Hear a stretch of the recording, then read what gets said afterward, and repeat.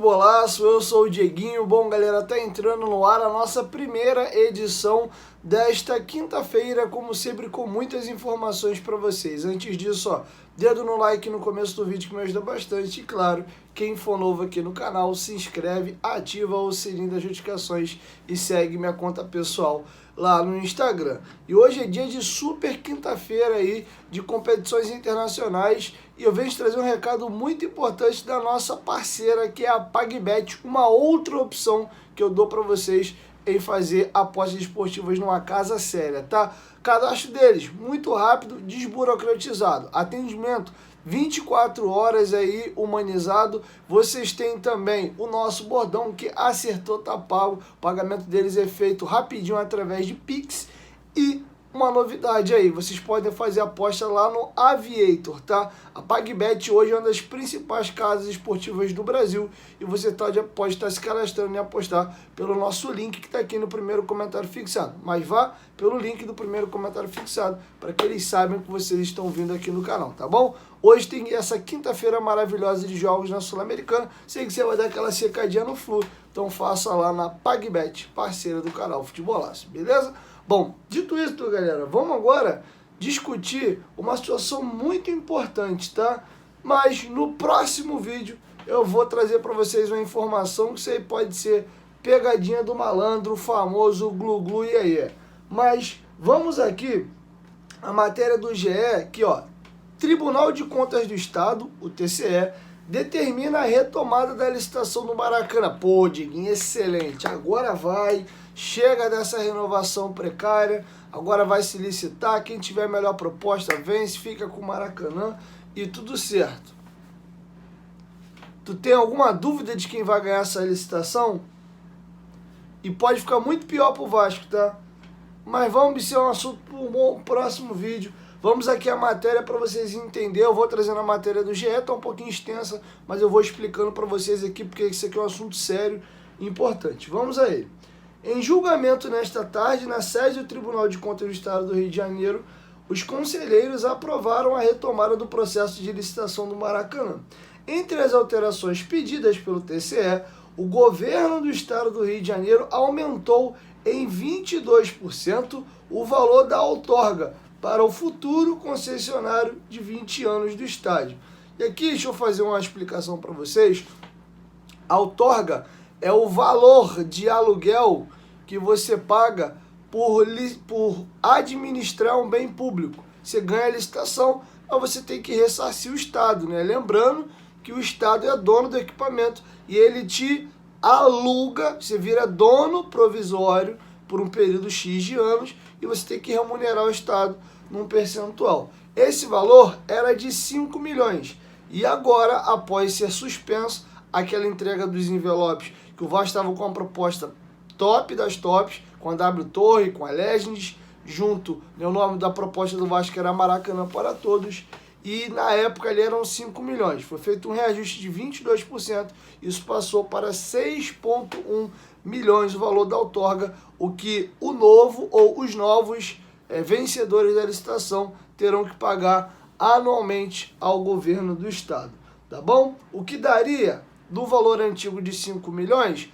algo em torno de 416 mil reais mensais, agora no reajuste pula para 511 mil reais mensais, tá?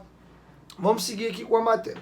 Com a temperatura elevadíssima pela briga pública e nos tribunais entre Flamengo, Fluminense contra o Vasco, a decisão do TCE sobre o Maracanã representa sinal verde para o governo do Estado do Rio de Janeiro seguir com o processo de concorrência, parado desde abril de 2019. Enquanto não abre, se deixa com a dupla Fla-Flu. Os caras, os manda-chuva do Rio, vão levando aí, é de vocês. Quando o ex-governador concedeu sem concorrência pública a administração temporária do Estado do Flamengo e do Fluminense. Desde então, houve renovação automática em sequência. Agora eu vou deixar para vocês um depoimento, desculpa o bocejo, já são 2h14 da madrugada, é a hora que eu estou gravando o vídeo para vocês aqui. Vamos lá. Vamos aqui ao voto e o depoimento da relatora do processo, a conselheira Mariana Willimann, aspas, meu voto é pela revogação de tutela provisória do dia 26 de outubro do ano passado e a procedência parcial do processo, autorizando a retomada do processo licitatório sob a condição de serem integralmente cumpridas as determinações do meu voto escrito, alertando ao gestor que, sem o cumprimento das determinações desse tribunal, pode caracterizar a atuação dolosa do gestor, tá? Então foi bem importante aí o registro da conselheira Mariana Willimann, né, informando que se isso não for feito da maneira correta, pode ser considerado dolo aí do Estado. Agora vamos seguir. O TCE determina, entre outras ressalvas, a auditoria externa de acompanhamento dos termos de liberação do processo de licitação da concessão pública do estádio do Maracanã. A expectativa agora, comunicada anteriormente em nota pelo governo, era de retomar a licitação em 40 dias a partir da aprovação do TCE. Como faltam precisos 60 dias para o final do TPU, que é 23 de outubro, e há prazo mínimo de 45 dias para análise dos concorrentes antes da proposta, há a tendência de nova renovação com o Flamengo e Fluminense. É inacreditável. Os caras devem ganhar mais 6 meses, ou seja, 23 de outubro, aí começa 23 de novembro, 23 de dezembro, aí janeiro, fevereiro, março, abril. Eles devem ganhar mais uma renovação de 6 meses, ficando até abril do ano que vem. Mas vamos seguir aqui. É rir pra não chorar, cara. Há 4 anos, o governo do estado do Rio de Janeiro tem a promessa de realizar novo edital para licitar o estádio, que custou mais de 1,3 bilhão na reforma para a Copa de 2014, quando ficou fechado entre meados de 2010 e até 2013. A última renovação de contrato do TPU saiu no Diário Oficial do Governo do Estado em abril de 2023. Importante lembrar que, caso a licitação avance durante o atual ou próximo TPU de 180 dias, o vínculo se interrompe e o vencedor da licitação passa a administrar o estádio. E aqui o GE faz um resumo do caso. A licitação foi paralisada pela última vez em 26 de outubro, quando o conselheiro Márcio Pacheco, do Tribunal de Contas do Estado do Rio de Janeiro, determinou a suspensão do processo em 48 horas antes das propostas serem apresentadas. O Vasco questionou a suspensão por parte do TCE, que ocorreu 2 dias após o clube manifestar seu interesse na disputa da licitação ao anunciar a parceria com a W Torre e a Legends. Há diversos questionamentos para o governo do estado responder antes de lançar o edital. E aqui, cara, vai um comentário triste, porque isso aqui é Brasil e isso aqui é Rio de Janeiro também. Talvez o grande erro do Vasco foi ficar orgulhoso da sua proposta e muito confiante de que ele ia vencer a licitação, porque de fato o Vasco juntou a Legends, que é a maior gestora de arenas do mundo, dá uma googada, dá uma pesquisada quem é a Legends, gestão de arena do Manchester City, da NBA, dos Lakers, enfim, uma penca de estádio gigante de várias modalidades, do Real Madrid, por exemplo, Santiago Bernabéu, e a W Torre, que é referência no Brasil com o Allianz Parque. E aí, quando viram que a proposta do Vasco era muito pesada e dificilmente não teria como não dar o Vasco saísse vencedor, na calada da noite, 48 horas antes de se abrir os envelopes, foi cancelado.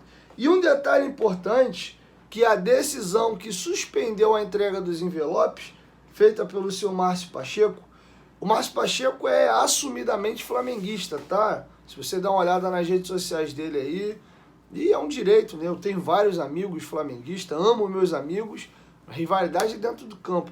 Mas a gente vê como as coisas são muito estranhas, cara. Mas, enfim, vamos seguir aqui a matéria. Eu acho que isso foi um grande erro. Eu acho que eles ficaram quietinho no sapatinho. Ninguém, nem a torcida sabia como é que era a proposta. Quando fosse abrir os envelopes, cara, qual a proposta do Vasco? Olha aqui a da dupla Fla-Flu.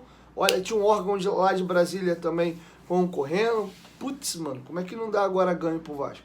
Agora os caras já sabem qual é a nossa proposta, eles podem vir tentar arrumar parceiros similares para poder igualar a proposta do Vasco. Acho que o Vasco garoteou, não por divulgar algo que você fez, mas por saber como é o modus operandi do Brasil, cara. E nesse momento, boca fechada não entra mosca e literalmente o peixe, né, o bacalhau, tá morrendo aí pela boca. Mas vamos seguir aqui os tais questionamentos que foram feitos para se suspender a entrega dos envelopes. Primeiro, metodologia. Considerada inadequada para definição do valor de outorga, né? Os tais 416 mil que agora vai subir para 511, de 5 milhões para pouco mais de 6 milhões. Hoje, pelo TPU, Fla e Flu pagam cerca de 265 mil, né? Vai mais que dobrar aí o valor. Prazo injustificado da concessão, 20 anos. Estão achando que o tempo, 20 anos, é incoerente, é pouco, querem mais tempo. Outro item, irregularidades na definição de receitas ordinárias e extraordinárias. Quarto item, ausência da avaliação das fontes de receita. Quinto item, impropriedades na definição de caso fortuito. Sexto item, exigência cumulativa da garantia de propostas de capital social mínimo. Sétimo item, irregularidade na indicação de parcelas de maior relevância. Oitavo item, reservas de camarote e estacionamento ao governo estadual sem justificativa técnica. Isso aqui é um absurdo. Você aluga, paga uma fortuna para o Estado mensalmente, os tais 511 mil reais, e ainda tem que ceder camarote e estacionamento para o governo. É piada um negócio desse, né? Isso aqui realmente, de fato, é um questionamento importante. Que você deixaria de vender o camarote, de alugar o camarote, usar ou faturar com as vagas de estacionamento, porque o governo simplesmente quer, a seu bom prazer, dar um rolê no Maracanã sem custo. Realmente isso aqui eu acho um absurdo. Outro item também que foi apontado aqui, irregularidade na previsão do verificador independente. Tem algumas coisas que obviamente é mais técnico, a gente não entende, tá? Irregularidade no sistema de avaliação de desempenho, elevado peso atribuído para a proposta técnica, irregularidade nos critérios de desempate, irregularidade no julgamento de melhor técnica, irregularidade na taxa de desconto do projeto. E aqui a gente caminha para a reta final. Entre as recomendações, algumas o governo já havia sinalizado mudanças, como a ligeira diminuição do peso, muito maior da proposta técnica à financeira, a pontuação do número de jogos, que eram 70, o que favorece a candidatura de 2 clubes em detrimento 1. Isso aqui é fundamental. Se obrigatoriamente tem que ter 70 jogos, o que podia acontecer? O Vasco não tem como mandar 70 jogos no Maracanã. Primeiro que nem sempre você faz essa quantidade de jogos no ano. Esse é o item 1. Item 2, eu tenho em São Januário. Eu vou fechar definitivamente meu estádio e nunca mais eu jogo lá. Então é inviável. Mas, para se poder jogar, e é obrigatório ter 70 jogos, eu tenho que me associar a um outro clube. Porque, como é que eu faço? O Vasco não tem condição de jogar 70 jogos. Só esse item, essa obrigação, para se cumprir o requisito para você participar, já excluiria o Vasco. E aí a proposta do Vasco é Maracanã para todos. O Vasco queria 15 jogos, o Flamengo 30 e o Fluminense 25. Era alguma coisa assim, ou 35 Flamengo, 25 Fluminense e 15 Vasco, porque o Vasco queria mandar alguns jogos lá e o restante em seu estádio, né? Mas a dupla Fla-Flu não vai querer jogar no estádio junto com o Vasco, e isso aí já seria um limitador do Vasco poder conseguir concorrer bem à licitação com chances reais de vencer, tá bom? Isso é um item importante, que favorece a candidatura de 2 clubes em detrimento de um. Segue sendo preponderante acima da proposta financeira. O TCE, ao mesmo tempo, já definiu como mérito administrativo os benefícios de camarote, estacionamentos e ingressos a custo do futuro concessionário. Eles já impuseram que não, vai ter camarote, vai ter estacionamento, bancado pelo concessionário, eu tenho que dar de brinde para eles isso aí, né? E não tem o que mexer, é uma exigência da licitação. Bizarro, né, cara? E aqui para finalizar, a gente encerra, a matéria explica o que é, né, o TPU, porque muita gente não sabe o que é TPU. Tá vendo a discussão rolar? TPU, o que é TPU, Diguinho? Então vamos lá. O termo de permissão de uso ou termo de permissão onerosa de uso de bem público é considerado um instrumento precário de utilização de bem público. O que quer dizer? A cessão por tempo curto e limitado do estádio do Maracanã e do Maracanãzinho e da exploração de bares, estacionamentos e camarotes. No caso do Maracanã, os TPUs têm duração de 180 dias. 180 dias equivalem a 6 meses. O próprio nome já diz, permissão de uso precário. Isso é uma... como é que eu posso dizer? É um paliativo que se cria enquanto tem-se um problema, que é gerar concessão para saber quem de fato vai administrar, provisoriamente, é provisório, por isso que o nome é precário, 6 mesinhos para dar um fôlego, alguém ir tocando até sair a licitação e alguém assumir em definitivo. Sendo que o que era para ser precário e era para ser de 6 meses, está virando algo de 4 anos, podendo ser renovado por mais 6 meses. Inclusive, sugiro aqui, óbvio que eu sei que não vai acontecer, caso a dupla Fla-Flu vença, deduz esse período deles. Foram 4 anos que eles ficaram gerindo o estádio como seu, sendo que não houve uma licitação. Então, se ganhar uma licitação de 20, dá 14 para eles. 16, desculpa. 4 anos vocês já utilizaram o estádio, tá? Agora vamos seguir.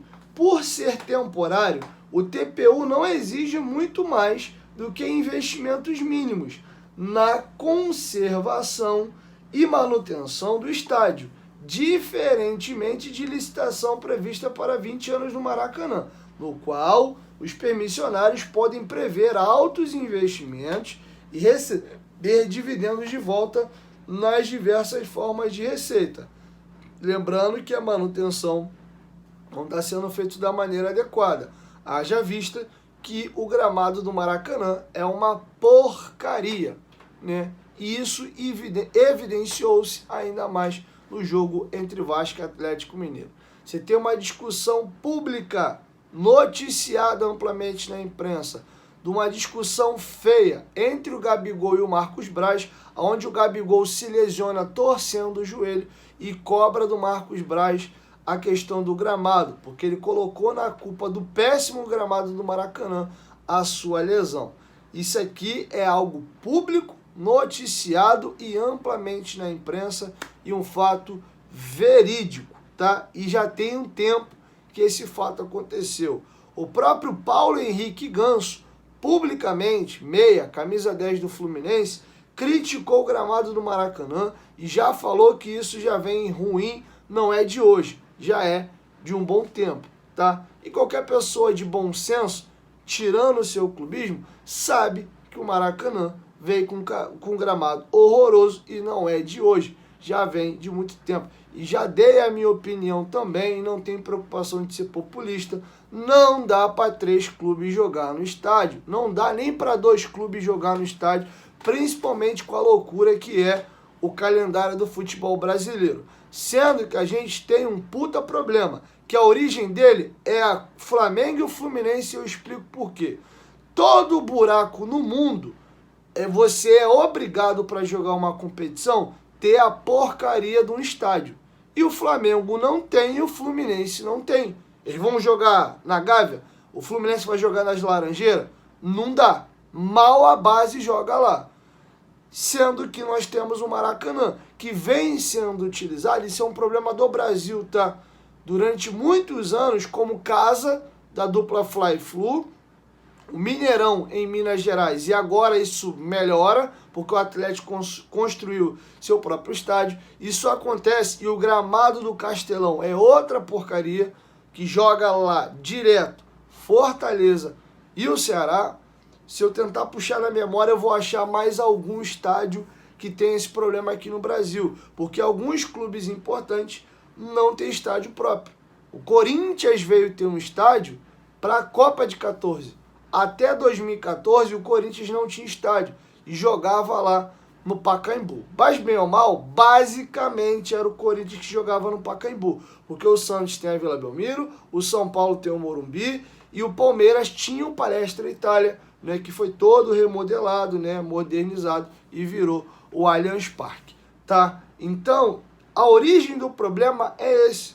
Enquanto o Flamengo e Fluminense não tiver um estádio que possibilite o Maracanã virar uma espécie de Wembley, o que eu quero dizer espécie de Wembley? É um estádio importante que os clubes usam em datas importantes. Vai ter uma final de campeonato, vai ter um clássico, se leva para o Maracanã. O Flamengo faz 10 jogos lá no ano, o Vasco faz 10, o Fluminense faz 10. O Botafogo pode levar um jogo para jogar lá também, alguns jogos, os mesmos 10, né, ou menos, porque o Flamengo tem o próprio estádio dele, ele vai jogar na casa dele e vez ou outra ele vai jogar no Maracanã. O Fluminense idem e o Vasco idem. Porque não dá para você proibir clubes de jogarem lá se é algo público, é construído com o dinheiro de todo mundo.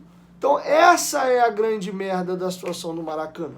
Você não pode proibir os outros de jogar porque é público. E ao mesmo tempo tem que uma porrada de gente jogar lá, porque o Flamengo não tem um estádio e o Fluminense também não tem. E por que continua não tendo? Porque o estádio custa uma fortuna. O Flamengo vai querer deixar de investir no futebol, ter os times competitivos que ele montou nos últimos anos, ficar à míngua, socando o dinheiro dele todo dentro do estádio, até quitar isso, né, normalizar, e isso não impacta mais as suas finanças. Aqui que vai querer fazer? Vamos usar o Maracanã.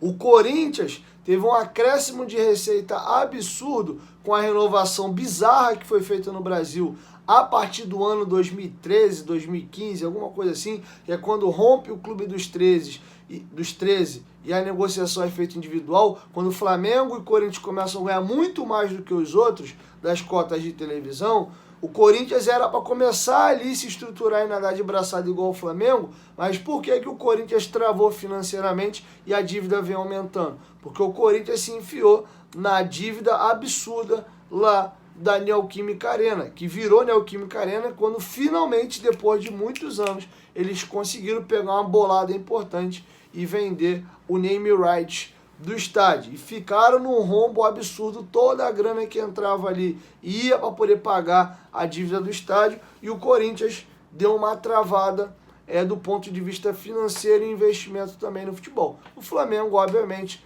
não vai querer passar por isso. E, inclusive, circulam aí informações nos bastidores de que o Flamengo teria a possibilidade de virar uma SAF num percentual pequeno, trazer um investidor para capitalizar essa grana para construir um estádio, para que o Flamengo não se endividasse e não perdesse capacidade de investimento no seu estádio. Juntar alguns parceiros para que, enfim, o Flamengo quer muito o estádio dele. Porque essa situação de merda que hoje é o Maracanã, e é uma situação de merda para todo mundo, é complicado. Você não consegue fazer um projeto de médio e longo prazo, ter a sua própria casa, ninguém mais joga ali, você pintar o estádio nas suas cores, né? Eles lá, botar uma estátua do Zico, pintar de vermelho e preto, né? Dar um nome alusivo nas tradições do Flamengo, ou o Fluminense também, ter um estádio nas 3 cores do tricolor, botar lá o Fred, né? O Assis, o Washington, o Romerito,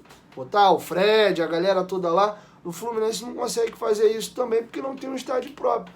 E o Vasco, né, o Botafogo não tem feito muita questão porque tem um estádio hoje maior, de 40 mil lugares, que ele não faz muita questão mais hoje de usar o Maracanã. Então a grande meleca, a grande merda que a gente tem no Rio de Janeiro é esse. Flamengo e Fluminense não tem um estádio e se vem refém do Maracanã, porque não tem onde jogar, e o Vasco, de contrapartida, é um morador aqui do Rio de Janeiro, é um estádio público que ele, inclusive, é o primeiro time campeão do estádio, que por isso é o único clube no Rio de Janeiro que teve o direito de escolher um lado onde a sua torcida iria ficar para sempre, né, que seria o setor sul, e até isso o Fluminense na caneta nos tirou quando passou a existir esse contrato do consórcio Maracanã, colocando lá no contrato que o Fluminense, a partir de então, jogaria no setor sul, tá? E 2019 teve aquele clássico lá que o Vasco é campeão da Taça Rio, Taça Guanabara, acho que Taça Guanabara até de forma invicta, a gente acaba ganhando o jogo com um gol de falta do Danilo Barcelos, que é o jogo do gordinho da água, vídeo de criança de colo correndo, aquela confusão toda que vocês devem lembrar. Se eu não me engano, aquele é o primeiro clássico já com o Vasco sendo obrigado a ir pro norte, uma confusão danada, não vai ter público no estádio, a galera entrou já no segundo tempo, aquele rolo todo, o Vasco foi campeão da Taça Guanabara ali, o Flamengo da Taça Rio, e na final do Carioca o Vasco acaba perdendo o título pro nosso maior rival. Meu canal, inclusive, surge, né, nessa bagunça toda aí, começa como um futebolaço genérico ainda, eu e mais 2 amigos em abril, e vira só canal de Vasco, Futebolaço Vasco, a partir de agosto desse mesmo ano, dia 28 de agosto, tá? Então é isso, essas eram as informações que eu tinha para trazer para vocês. Se vocês quiserem, amanhã eu posso me aprofundar melhor nessa questão aí do TPU, né? Até porque eu disse para vocês que eu tenho algumas informações para trazer para vocês amanhã. O vídeo já está ficando bem longo, já passou de 20 minutos, então para esse aqui não virar um vídeo de 40 minutos, eu vou dar uma pausa aqui e vou aproveitar essa questão do TPU e vou fazer um link no assunto que eu acho ainda mais importante para a gente discutir sobre o Maracanã. Se não for o segundo vídeo do dia, será o terceiro, beleza? Então é isso, finalizando a gravação agora aqui, 2h36 da madrugada, vou editar essa belezinha, postar, botar no ar, e aí eu vou dormir. Orem pelo Dieguinho aí, que eu vou ter um dia hoje bem puxado. Infelizmente eu tive um problema particular, fiz meu credenciamento para a IPCT hoje para fazer a coletiva do Lucas Piton, mas não vou poder ir, inclusive nem sei se eu vou conseguir gravar também o Futebolaço Podcast, né, algumas coisas de ordem pessoal, vou ter que resolver nesta quinta-feira, inclusive eu deveria estar dormindo já, mas ossos do ofício, vocês viram que a frequência de vídeo nos últimos dias diminuiu, de 3 caiu para 2 e na quarta-feira eu só fiz 1, porque eu estou muito atarefado resolvendo um monte de coisa aqui de ordem pessoal nesses últimos dias. Meu final de agosto e meu setembro vai ser bem punk, né? Mas eu acredito que a partir de outubro volta tudo dentro de uma normalidade, tá bom? Então é isso, galera. Então assim encerra a nossa primeira edição. Muito obrigado a todos que chegaram até o final do vídeo aqui. Até o cabelo eu não tive tempo de cortar ainda, meu cabelo tá um caos aqui. E é isso, tá? Então amanhã, na medida do possível, se Papai do Céu permitir, eu volto à nossa programação fazendo os 3 vídeos. E aí na sexta-feira a gente vê que bicho que vai dar aí, tá bom? Beijão, tamo junto e até mais. Valeu!